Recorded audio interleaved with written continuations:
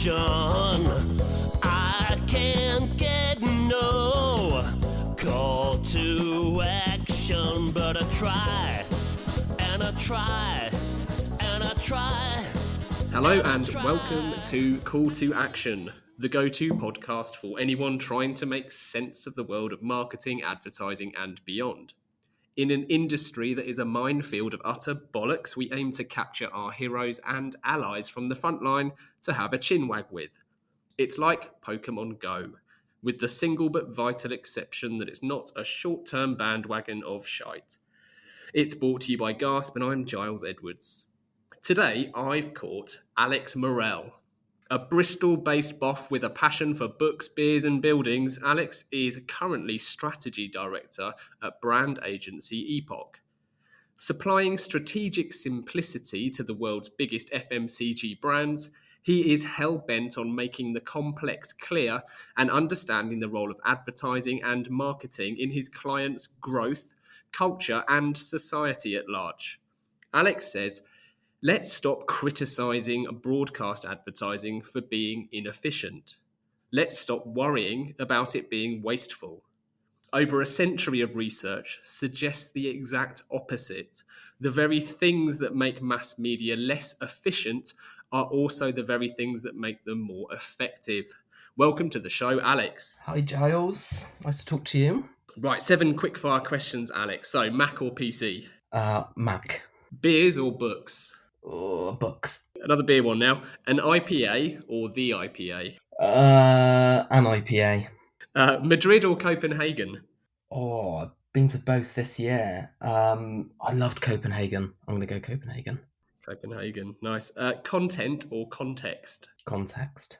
Right, tricky one, I think. Tim Ambler or Professor Karen Nelson Field? Oh, that is a tricky one. I'll go Tim Ambler. And maybe I'll come onto Karen Nelson Field a bit later.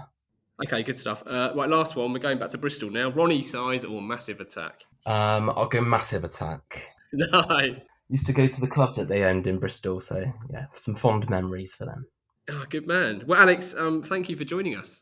No, thank you for having me. I was just saying before we started recording that we've been speaking for probably 2 or 3 years, but I've never actually been in a conversation with you. So it's an honour and a pleasure.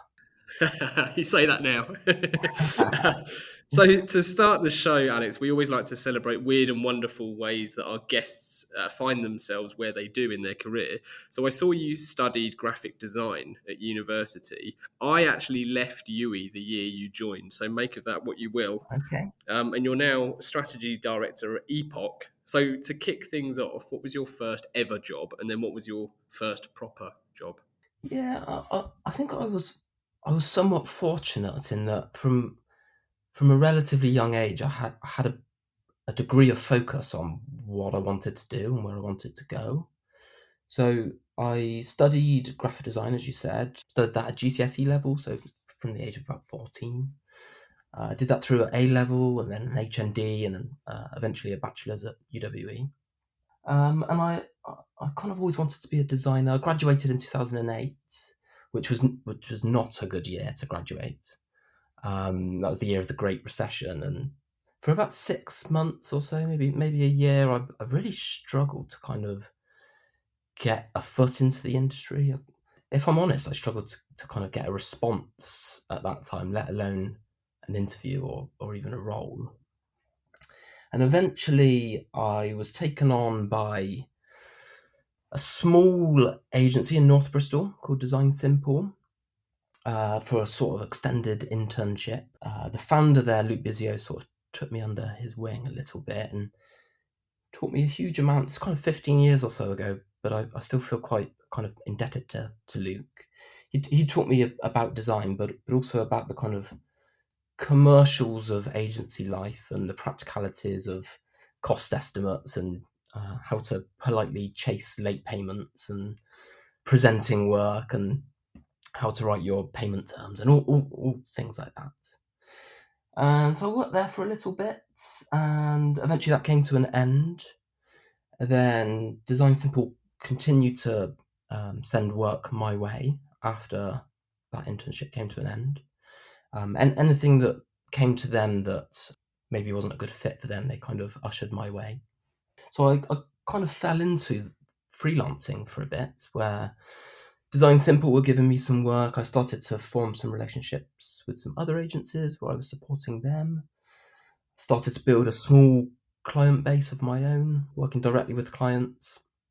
And then maybe a couple of years later, I kind of came to the realization that I really wanted to work in a much bigger team, that I felt that I maybe wasn't progressing too much working on my own, and wanted to be amongst people that were kind of much, much better than me and much, much more experienced than me, and to benefit from their wisdom and their experience. So I drew up a short list of agencies in the Southwest that I'd be interested in working for, and Epoch's name had come up a few times when I'd been freelancing at other agencies, and they're quite a secretive bunch at Epoch, and I didn't really know much about them at the time. Their website was just their logo and a phone number. But I eventually managed to get in touch and took on a role initially as an art worker. I was hired by a guy called Simon Ward, who's the head of artwork, and kind of introduced me to agency life. And then after a few years, I then kind of felt like I wanted to make a bit of a move, and started to make some noises about moving into the creative team. And our then creative director, who was a brilliant guy called Kelly Finnegan, he said, "Have you ever thought about being a planner?" Now, we weren't an ad agency, and I hadn't really been exposed to the world of planning or strategy. So I sort of spent a few weeks, maybe a month, just kind of diving into it. Kind of got into Mark Pollard's community and started to read some of Julian Cole's very early decks when he was out in New York, and kind of eventually came to this conclusion that maybe this was my home, after kind of doing a bit of client services and a bit of creative and a bit of artwork. And I actually felt that I'd kind of found a place for myself when I came across strategy. And I had a conversation with Ant Lucas, who's one of the two founders at Epoch, and kind of said this is maybe what I wanted to do. And they were good enough to support me, and they said, let's give it a go for a year and see what comes of it. And the team has grown by a person a year ever since, and that's maybe 8 years ago now. So, oh wow, was sorry to cut you off, Alice. I was just going to ask, was that planning role, was that effectively new to the agency then? Yeah, at the time, I mean, in hindsight, strategic work was being done, but it was sort of being done partly by the creative team and partly by client services team. So there was kind of comms plans and touchpoint plans and things like that. But it as a dedicated department, it didn't exist at the time. And as I said, I'm kind of fortunate enough that the agency kind of took a bit of a gamble to make that a thing, because otherwise I suppose I could have gone elsewhere.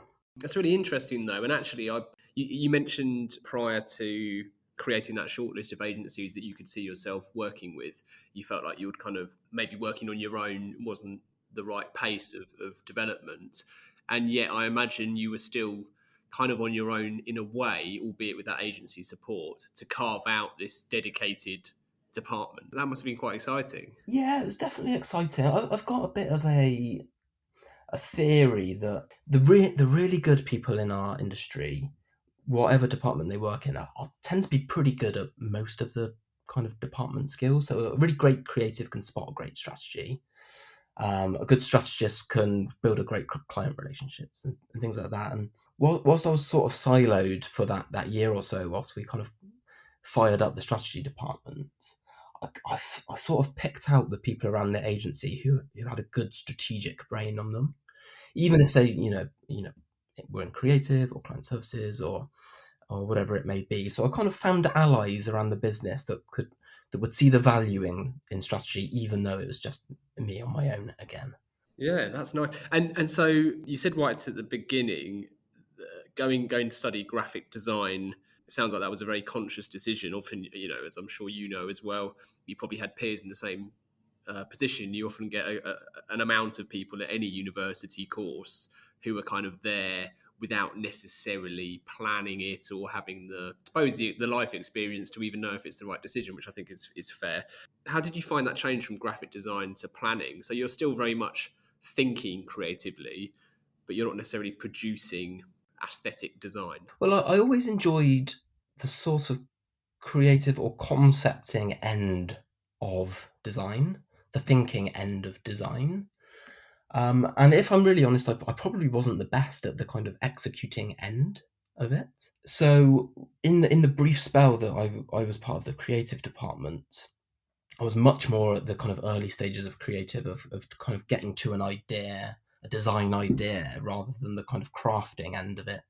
Whilst the journey seems kind of like I'm sort of pinballing around different roles, and I was to a certain extent, but that the transition from creative to strategy felt quite natural. Yeah, I mean, to be honest, for me personally, I don't think you're pinballing at all, but I say that as someone who's gone through that exact same journey. I mean, literally in terms of doing graphic design at UE, but also from starting off studio side and doing some creative art working when I started, and then becoming an art director.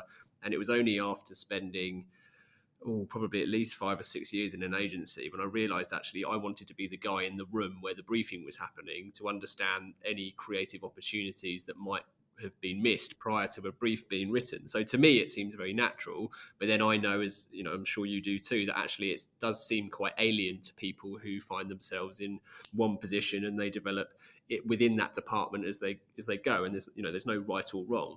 But I do find myself inclined to agree with your point that the best people that you work with tend to be good at other parts, or they have at least experience in different departments, because you've got that that empathy that is so critical to marketing. Yeah, I see the kind of the experience or exposure to lots of the different departments in the early years of my career has been a real benefit. I think strategist tends to work at the kind of center of lots of different departments. You're supporting client services in building the relationship with clients. You're working directly with clients to kind of clarify their briefs. You're briefing in a creative team and following a creative project through. You're working within your strategic team.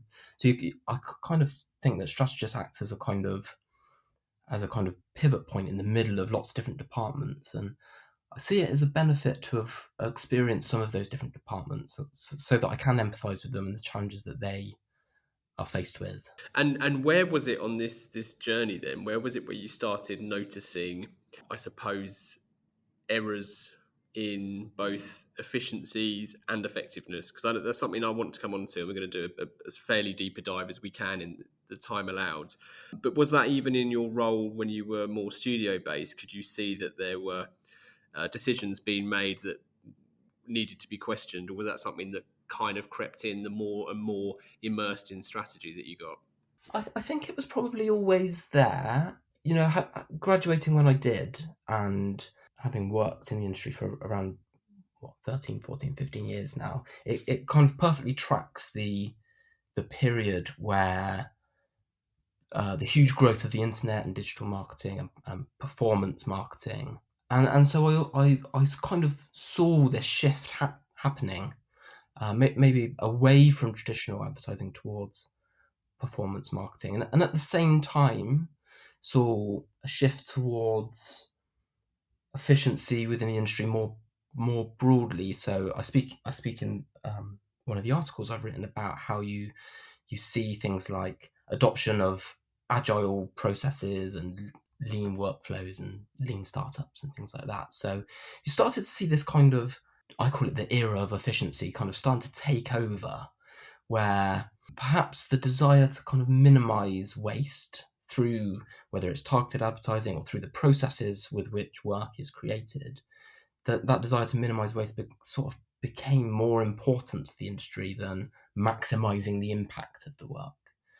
And I don't think I ever had a kind of moment of realization, but it was just kind of growing feeling that that's the way things were going, a kind of trend that was recognized. Again, I mentioned before we started recording, I just had a conversation with Rich Kirk from Zenith, and we were talking about the same thing. And I have a feeling that, give or take a few years, he and I and you are all similar age, because we spoke about that, how that kind of emergence of new media and lots of different digital channels, we kind of lived through that and we saw it firsthand. And I recall actually working at an agency at the time who made quite a binary call very early on that we weren't even going to be allowed to use Facebook within the office premises, let alone explore it and see if it was represented a tool of any worth. And then it almost went completely full circle, where the answer was social media. What's the question? It was bizarre. It was quite interesting to live through, but you can't live through that type of experience without being naturally inquisitive. And I suppose I'm slightly cynical when it comes to new forms of media, just because I feel like you need to be in order to interrogate and justify what you're being told. And on the topic of efficiency versus effectiveness, I sort of gradually started to see people ask the question of kind of what is the difference, and they genuinely didn't know. And I don't say that in a patronizing way or a derogatory way. They were asking the question with an open mind and curiosity, and I always felt like I sort of had an answer, but that it was sort of blurry and vague, and I never thought that I could kind of give an answer very concisely in a tweet response or something. So I never really engaged in that question, and it, after kind of playing on my mind for a little bit, I really thought I should try and formalize some sort of response to that and clarify it. Cool. Can you clarify it now for our listeners? I can do my best. I suppose to kick off with, there's always been, to some degree, the idea that mass broadcast advertising is wasteful. It's almost a cliche to reference it, but there's the John Wanamaker quote of half the money I spend in advertising is wasted. The trouble is I don't know which half, and that variously gets attributed to different people. So there's always been some sense that advertising, especially mass reach or traditional advertising, is in some way inefficient, that there is a degree of waste within it.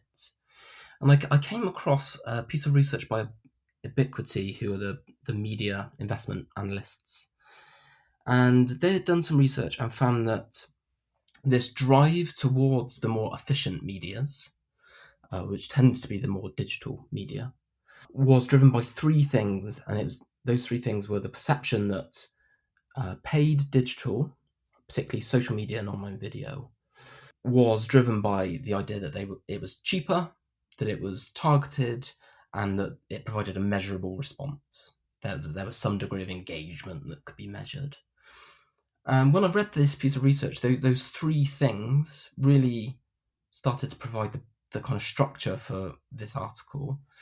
So that this kind of starting point is that if efficient media is cheap, targeted, and communicates to a highly engaged audience, and if the inverse is the critique, that traditional media is expensive, it's untargeted, and it's often ignored, maybe there's a point of pushback here, that those three things are not so much critiques or weaknesses, but are actually points of strength. And the article's sort of structured around this idea that being expensive, being mass, and being ignored might actually be a good thing. Yeah, no, I totally agree. It's funny, actually, that John Wanamaker quote, I must have seen it attributed to at least half a dozen people. That idea of waste, and I say this as someone who, as an agency, we've always been really interested in behavioural science, and we've been going to Rory's brilliant nudge stocks ever since it started, because we were just so fascinated in it. The reason I'm talking about Rory is because we've always loved signalling and the power of signalling, and in fact we talked about it with the background story of your surname, which I'm hoping we can revisit at some point in the recording. But that idea of the waste has to mean something bad, like waste has to be seen as a negative thing, rather than something that's the abundance of something that has a beneficial effect. And I think there's tie-ins there with signalling. Every year when the Superbowl happens, which I think is in kind of February kind of time, there's always a slew of articles around kind of how much a 30-second spot at the Superbowl costs, and what you could get for that money in other media channels. So Digiday published an article that said for the cost of a 30-second spot, you could buy 2.5 billion Snapchat impressions, 1.7 billion impressions on Instagram or Facebook, 600 million impressions on LinkedIn. And I think that sort of misses a crucial point.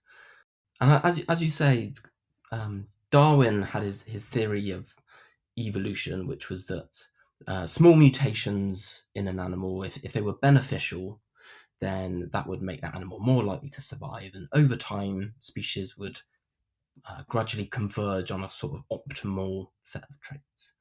But Darwin was sort of baffled by a set of animals that had attributes that seemed to hinder their survival rather than help it. So, as you say, a peacock's tail, kind of ornate plumage that would make it very difficult for a peacock to get away from a predator, or a stag with kind of ginormous horns or antlers, or a bird that spends hours making a kind of ornate nest, that kind of thing. Darwin actually said that the sight of a peacock's tail feather made him physically sick. This is how much it kind of annoyed him. And he kind of came to a bit of a breakthrough, which is that evolution relies not just on a species' ability to survive, but on its ability to procreate. And his theory evolved to include this idea that the ornate tail feathers of the peacock, or the large antlers of a stag, were signs of fitness, that these animals were so strong that they could afford to waste resources, that they could survive despite their physical encumbrances, and that would make them a more attractive mate because they were sort of signals of their strength and prowess. And I suppose brands and high spend perform a sort of similar role. The huge cost of the Superbowl ad for 30 seconds is a signal to an audience that brand is strong and financially stable, and is confident, and is likely to go on being kind of strong and stable and confident for a long time to come. Yeah, so I suppose lots of businesses need to stop thinking so much like early Darwin thought, or scientists in that regard. I've heard Rory share a story a few times about how the waggle dance that honeybees do baffled scientists for years as well, because they expected this kind of efficiency amongst bees, that they'd be so compliant they would all follow the same piece of communication. Whereas actually the opposite is true, because if they all followed the waggle dance, they'd all become overly reliant on a single source of food and ultimately perish. Yeah, it's fascinating. I love Rory's book, Alchemy. In that he sort of pushes this argument to its extreme. He talks about how the potency or meaningfulness of a piece of communication is in direct proportion to its costliness. So the more money that it costs to produce and to place in media, the more potent and meaningful it will be, which is sort of this argument, but pushed to an extreme. I'm going to go through your three errors, if I may, if you can just give me a bit of detail about each one, the kind of counterpoint. So error number one that you've written is mass media is wasteful because it is untargeted. Yeah, so the Wanamaker quote of 50% of media is or 50% of advertising is wasted. In the digital age, sort of got pushed to an extreme. So Chris Anderson, who was editor at Wired magazine and probably most famous for his book The Long Tail, he wrote a book called Free, and he claimed that 90% of broadcast media reached an audience that was completely uninterested in it. And to some degree, that makes some sense. You know, if you are advertising a luxury car, Mercedes, for example, then there's a huge portion of that audience who will not be able to purchase that brand or that car. They may be too young, they may be too old, they may not have a driving license, they may have been banned from driving, whatever it may be. They might use public transport, and so you could see all of those impressions as inefficiency or waste to be eradicated. But that ignores what I believe is one of the most powerful roles that a brand plays, which is the role of signaling something about one's identity. So we talk about kind of functional and emotional benefits of brands, but I think there's also self-expressive ones. If you to use the car example, if you're seen driving a Mercedes, then that communicates certain things about you. It communicates maybe your financial status or your sense of style or some sensibilities that you have, that sort of thing. And if you buy into that idea, the idea of self-expressive benefits, then you have to buy into the idea that you need everybody to know what that brand stands for. It's not enough just for the target audience to understand it, but everybody else needs to understand it as well. And I know, Giles, you're a massive Jeremy Bournemore fan, and he wrote that if a luxury car only ever advertised to people who are in the market for a luxury car, nobody would be in the market for that car. As you mainly buy one to be the envy of the people who can't afford it. Exactly that. Yeah, no, I think Jeremy Bournemore is one of the greatest thinkers that we have ever had in this game. Absolutely brilliant point. But there goes that point about shared meaning and shared knowledge that you have about a brand that you get via mass that you would never get in, say, one-to-one piece of targeted advertising. Yeah, and there's a great article. I can't remember the name of it, but I'll send you a link after. It's by Kevin Simler, and he goes a kind of extra step further. He talks about how it's almost not enough for an ad to reach a large audience, but it has to reach a large audience publicly. Everybody needs to know that everybody else knows what a brand stands for. You know, if I see a Mercedes advertised on TV or cinema, press, or out of home, I have a pretty high confidence that most people will have some degree of knowledge about that brand. But if I see it on a highly targeted media, then that confidence kind of disappears. I don't know whether only I've seen that or I'm in a very small group that have been targeted with that advert. So a mass audience needs to see an advert for it to kind of take on these self-expressive benefits, or cultural imprinting, as Kevin Simler calls it. A mass of people have to see it, but also they have to know that a massive audience has seen it. Yes, yeah, exactly that. Okay, how about error 2 then? Mass media is wasteful because it is ignored. Well, this is probably the most controversial of the three, I think. And this is where Karen Nelson-Field comes in. Karen works at Amplified Intelligence. She's the founder of Amplified Intelligence. She used to work at the Ehrenberg Bass Institute. She does lots of research around attention and the different levels of active attention that different media receive. And I saw her give a talk a few years back. It was called "Not All Reach is Equal," and she shared data that Instagram video ads receive about 89% of their duration receives active attention. And as you move across different digital media, that kind of starts to reduce a bit, and eventually you get to TV. And from memory, I think TV was about 35%. So 35% of the duration of a TV ad doesn't receive active attention, or eyes-on attention. And again, you could argue that means 2/3 of the spend is wasted, because, you know, of a 30-second spot, 20 seconds didn't receive active attention. But again, I think this sort of misses the mark slightly. Way back at the very early 1900s, there was a advertiser called Walter D. Scott who wrote a book called The Psychology of Advertising.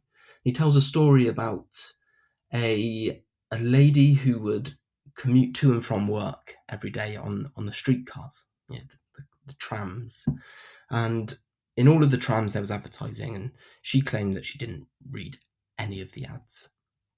But when Scott inquired a bit further, he found that she knew most of the ads by heart, and that her perception of each of the brands was she held them in a higher esteem than you would expect from an average consumer.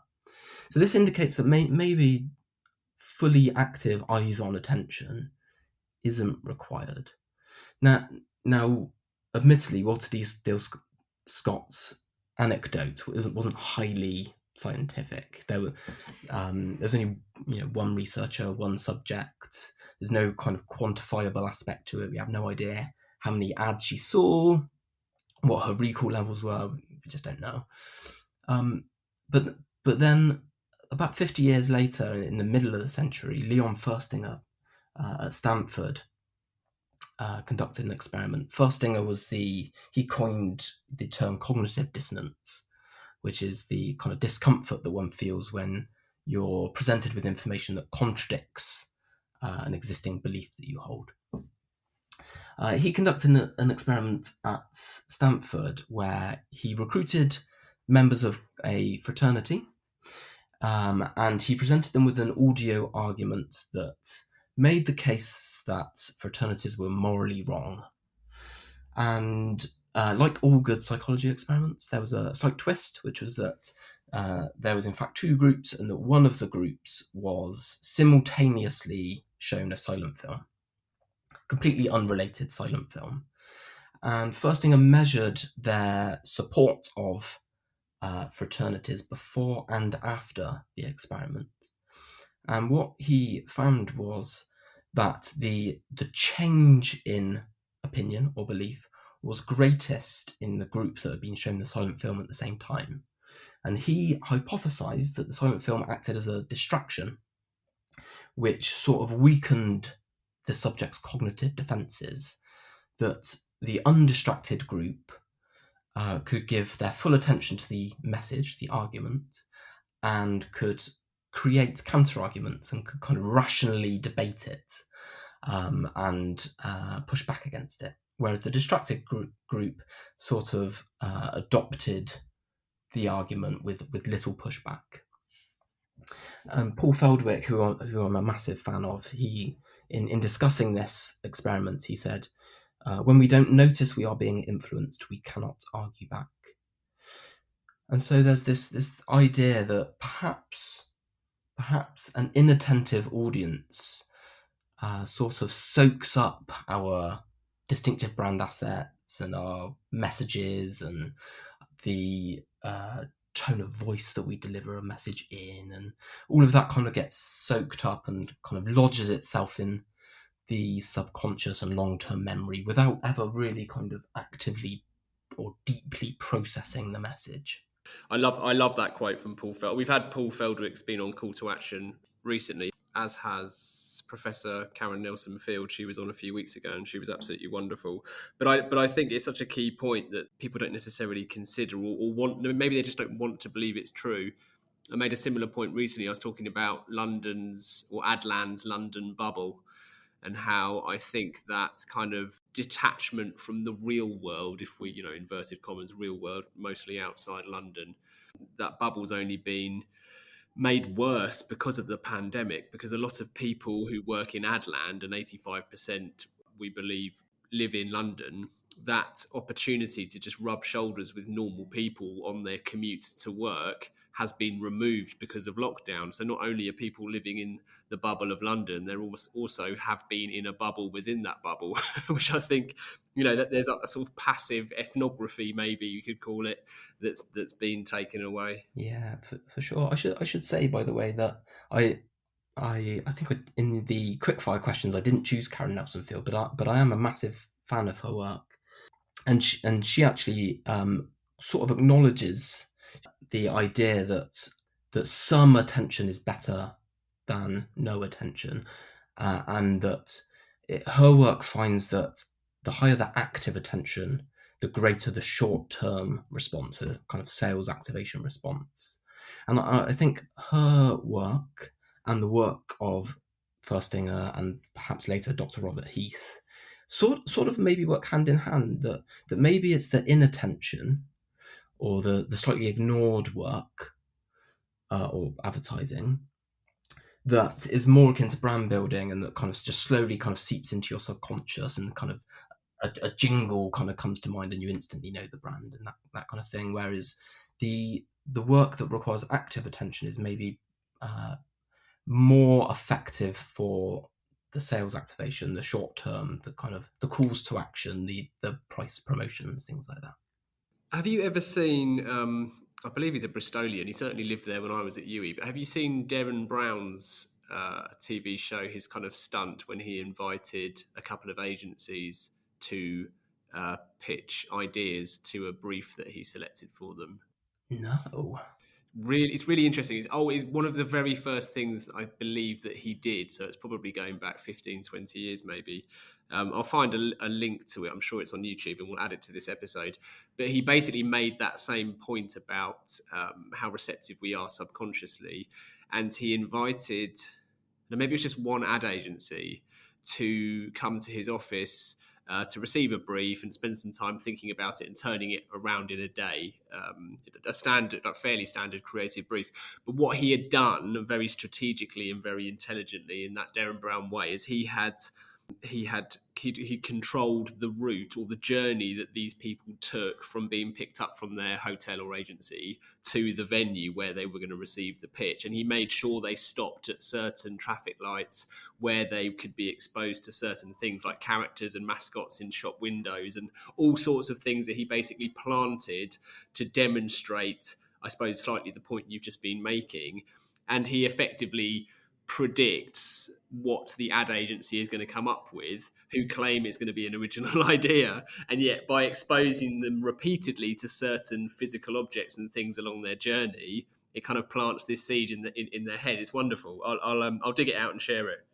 Yeah, the work of Daniel Kahneman and people like that who found that the amount of information that we perceive through our senses is so much greater than the amount of information that we kind of consciously process. I think it's something like 90-10 or 95-5, that sort of thing. So there's a huge amount of information that we're exposed to, and the influences on some level that isn't necessarily conscious or that we're aware of. I would caveat that this can be taken too far, and I think Vance Packard, who wrote The Hidden Persuaders, and the idea of subliminal advertising, and there was a big kind of furore around that, has largely been discredited. That his sort of story was that a single frame in a film, a 24 frames per second film, with a message on, could influence you. And I think that's largely been discredited. I think that there has to be some perception. You have to be able to kind of perceive it in some way. It doesn't necessarily need to be kind of fully conscious active perception, but in the Derren Brown example, they are seeing those things and being exposed to the various cues along that route that Derren Brown has placed them.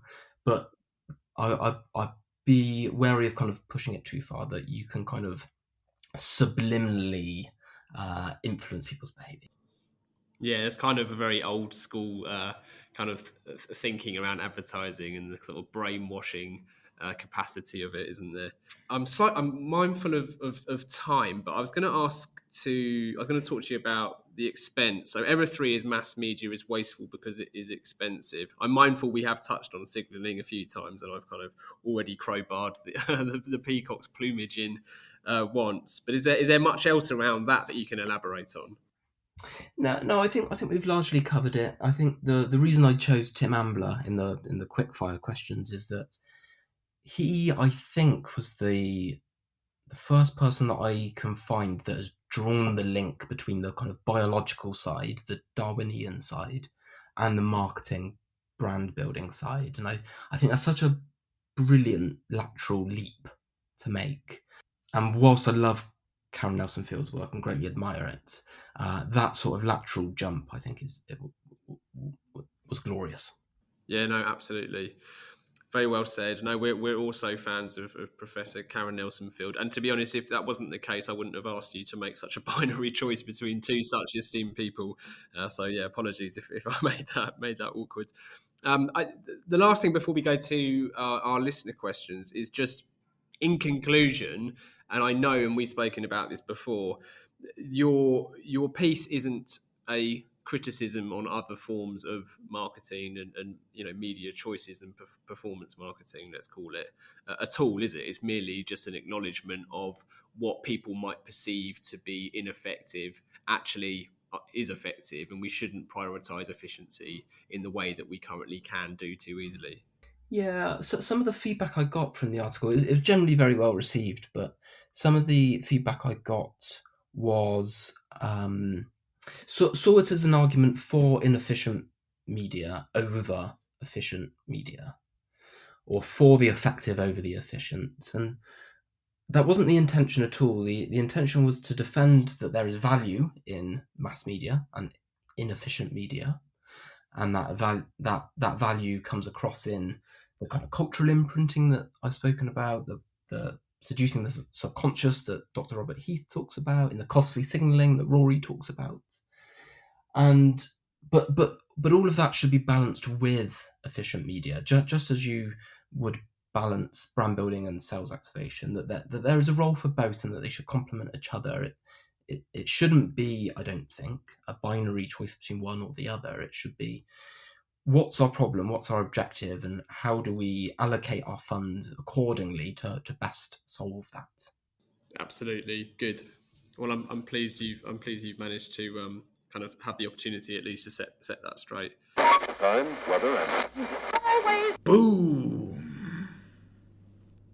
Sorry. It's just most podcasts would drop a jarring advert into this vacuous point in space and time.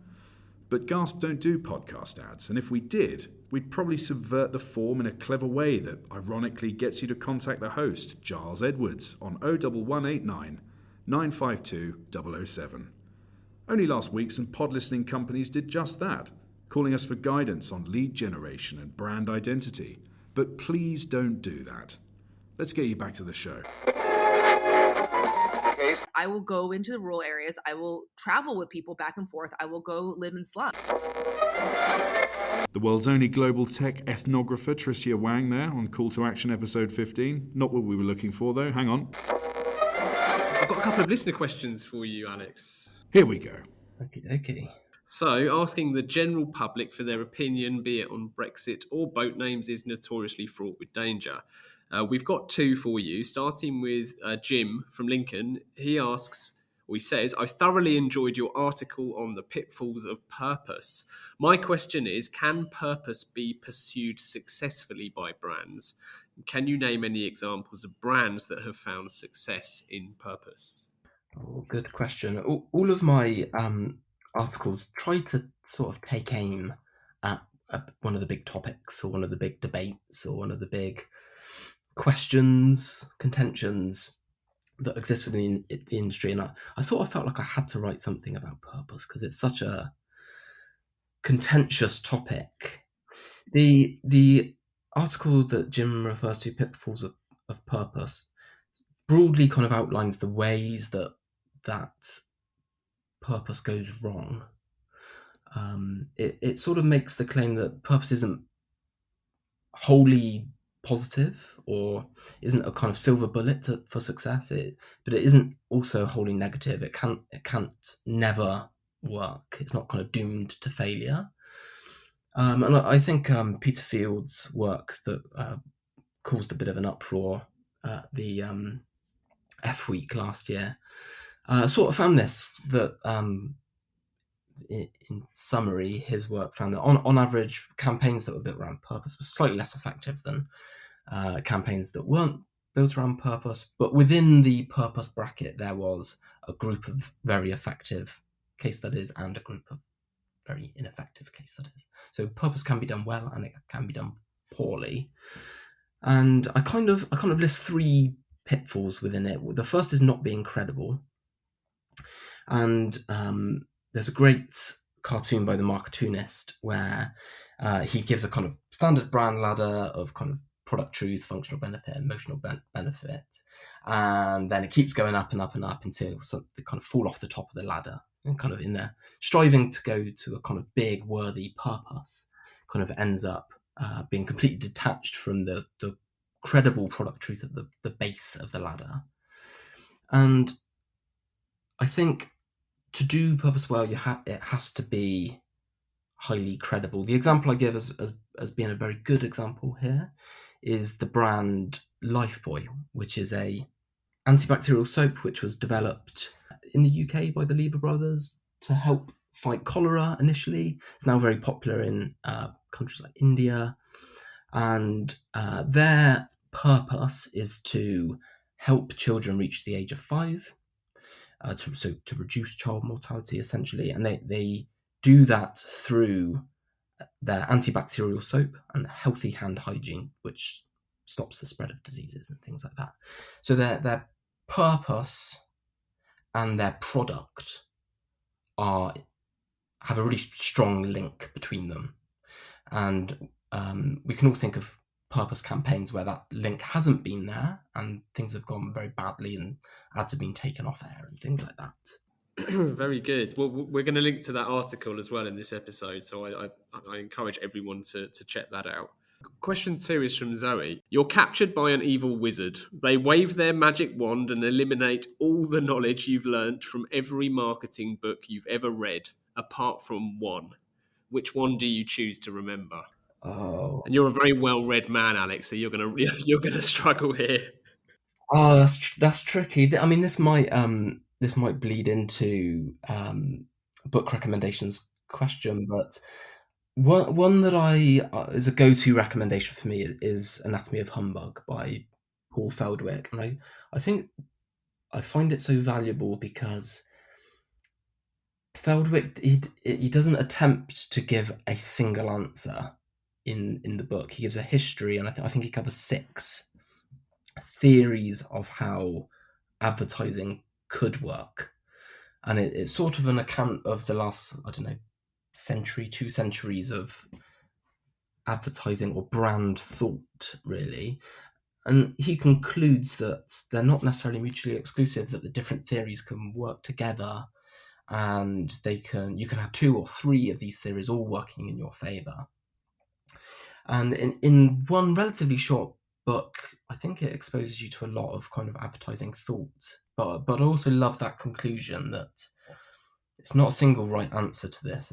Brands aren't built in a single way. They each exist with their own context and in their own categories and with their own audiences and with their own challenges, and that different techniques can be applied to that brand in order to succeed. So I think if there was one that I had to keep with me, it would be Anatomy of Humbug. Nice, that's a good choice. So the final part of the interview, Alex, is our 4 pertinent poses. Starting with number 1, what advice would you give to your younger self? Yeah, I think maybe a couple of things. One would be to write more and to write earlier. I only really started writing about the industry in 2018, I think it was.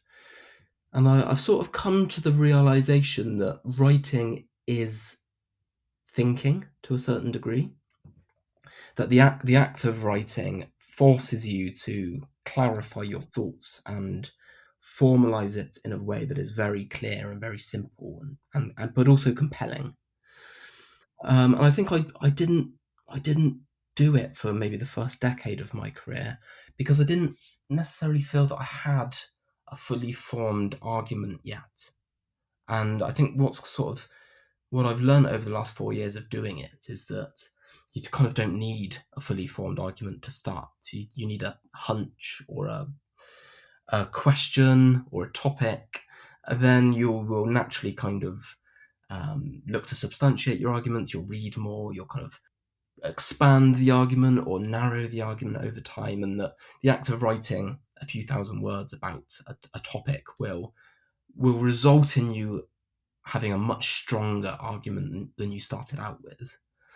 And if you can do this, I mean, I don't write huge amounts, maybe 2 or 3 articles a year, but I think if you can do that over quite consistently over time, then you end up with having a little sort of bank of well-formed arguments or well-formed opinions on a number of different topics. So I think I would have said write more and write earlier.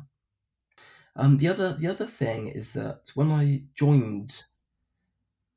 started in strategy, I thought that I was a very slow thinker. I would often be in meetings where there was kind of heated debate going on and lots of people speaking very passionately, and I always felt that I was kind of a step or 2 behind.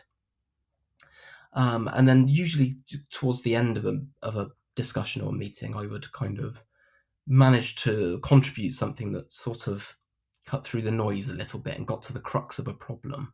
And Vix Hansard, who's the creative director at Epoch, would sort of ask me how I did it, and she's is interesting. She's sort of perceived it as a sort of wise quality that I could say quite little, but kind of get to the crux of something. But I always perceived it myself as kind of really taking ages to get to an opinion.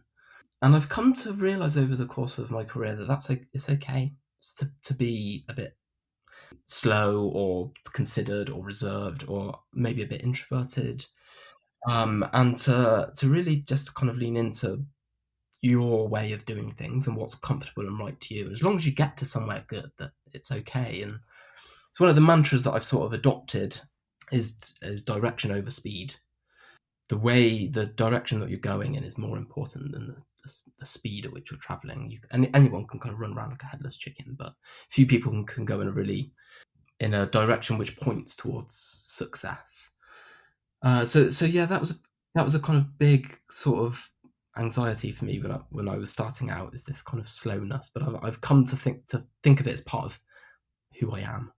I love direction over speed. It's funny, isn't it, how we perceive our own ourselves over how we are perceived. And in fact, that taking a breath and that perception of being slow is something that I always recommend if I'm ever asked for tips on public speaking, like actually pausing and taking your time.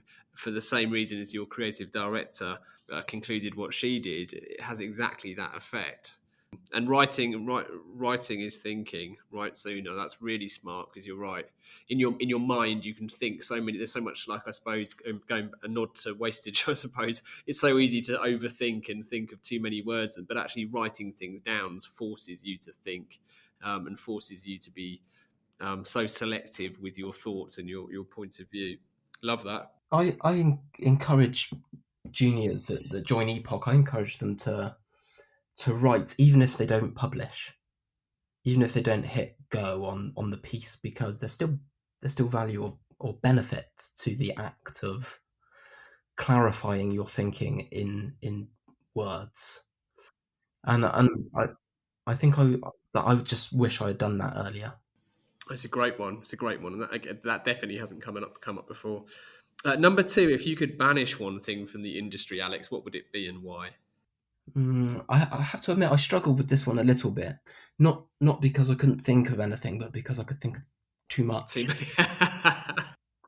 What I've sort of landed on is this sort of obsession with the pace of change, or this kind of idea that there's sort of this runaway train of kind of change happening, and that it's exponential, and that, things will never be as slow as it is today, and this sort of idea, because and the reason I've chosen that is I think it kind of has a knock-on effect, and it causes lots of other issues in the industry, such as the obsession with new technology, which is often kind of fleeting, such as the obsession with youth and youth audiences who have very little money to spend, potentially even the kind of underrepresentation of older people within our agencies. I think it's all driven by this just this absolute obsession with change, and so many times we hear something's been killed, it's the end of TV is dead, or that this new thing will change everything forever, and broadly it's just not true. I did a whole bunch of research on this, and I found that the pace of change largely isn't accelerating. Technological adoption isn't really accelerating. Creative destruction, which is the rate at which new businesses are born and older businesses die, isn't really accelerating. If anything, it's declining. And when we look back, even 50 years or so, we look back to kind of the 25 years between 1945 and 1970, which has been christened the Golden Quarter. There's a huge amount of change in that era. You had the development of the pill, electronics, kind of computing, the foundations of the internet, nuclear power, mass adoption of TV, antibiotics, huge kind of cultural moments like gradual decolonization, advent of pop music, mass aviation. It's just a huge amount of change happening in 25 years. We put man on the moon, we sent a probe to Mars, we beat smallpox, the kind of double helix structure of DNA was discovered. And I think we've always thought that the pace of change is accelerating, and I don't think it's necessarily true. And I think it kind of links back to the idea of kind of taking a breath and slowing down a bit and thinking long term and being a bit more critical and skeptical of things. I think would all benefit by sort of letting go of this idea of radical exponential rate of change. Number 3 then. So apart from Anatomy of Humbug by Paul Feldwick, are there any books that you would recommend to our listeners? Yeah, I get asked this question by interns and juniors quite a lot, and Anatomy of Humbug is always one of my go-tos. The other is, and this will have come up many times, is How Brands Grow by Byron Sharp. I think they act as a nice pair in that where Feldwick kind of gives these 6 theories throughout history and that they can interact, Sharp provides a kind of single data-driven theory of how brands grow. So the two act as quite nice kind of counterbalances to each other.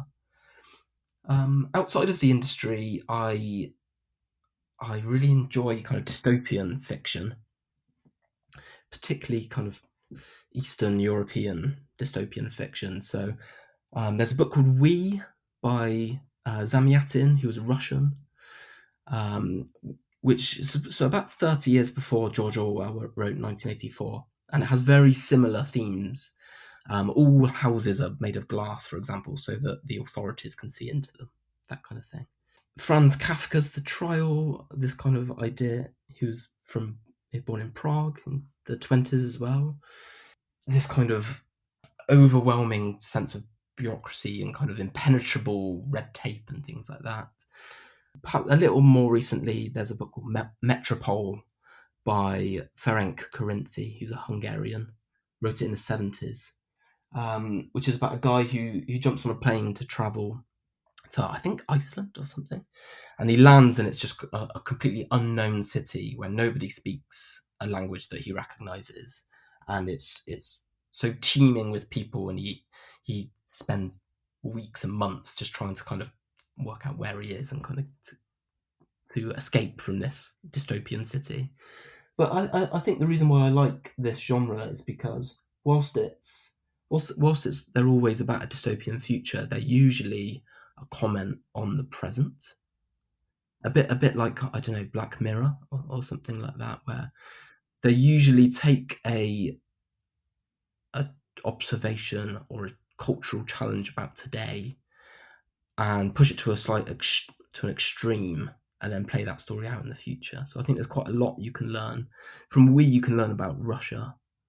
From Metropole, you can learn about the challenges of Hungary's past. And yeah, I really enjoyed this genre. It's interesting, actually. There's a few strategists we've had on the show who have recommended specifically sci-fi genres because they explore, that kind of what if this, and push those limits of what would happen in this scenario, and then what if this.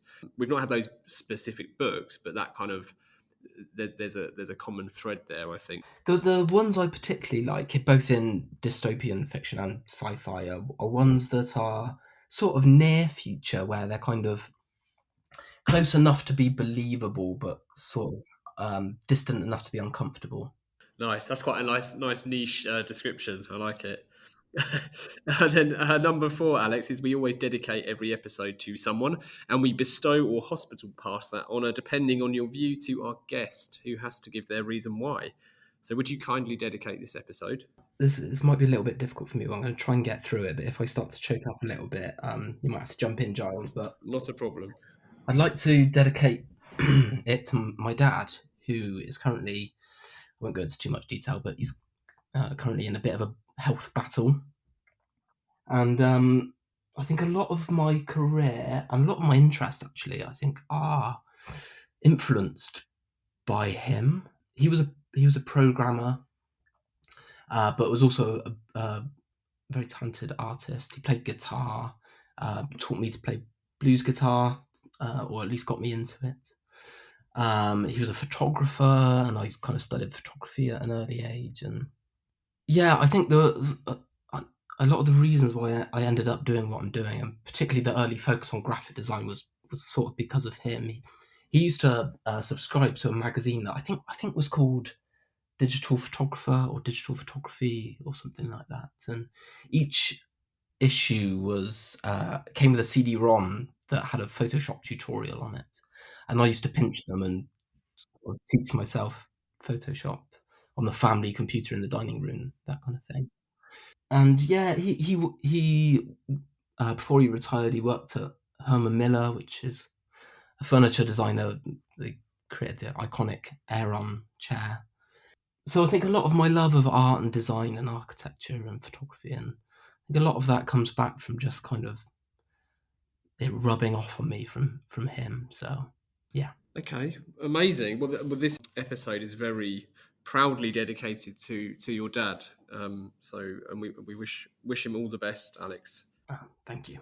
As a final call to action, we will list everything we've discussed. We'll link to your articles, the areas of efficiency, the books you recommend, so Anatomy of Humbug, How Brands Grow, and then your dystopian fiction, We and Metropole.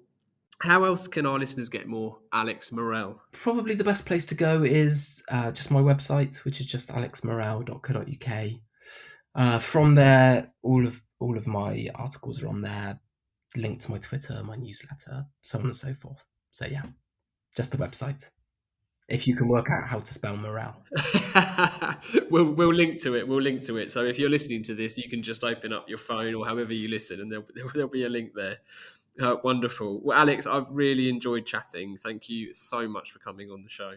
Me too. Thank you for having me, and it's great to finally speak to you, Giles, after a few years of talking on Twitter. Yeah, exactly that.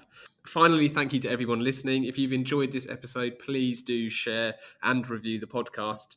Keep the questions and guest requests coming in. To get in touch, it's easy to find Gasp online. You can check out CTA Pod on Instagram or just email hello@calltooaction.co.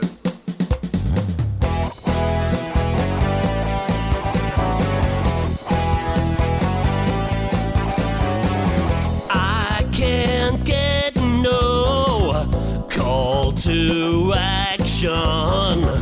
I can't get no call to action, but I try, and I try, and I try, and I try.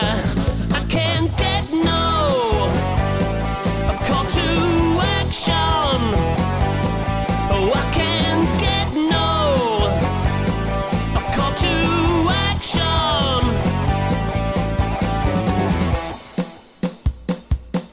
Yeah.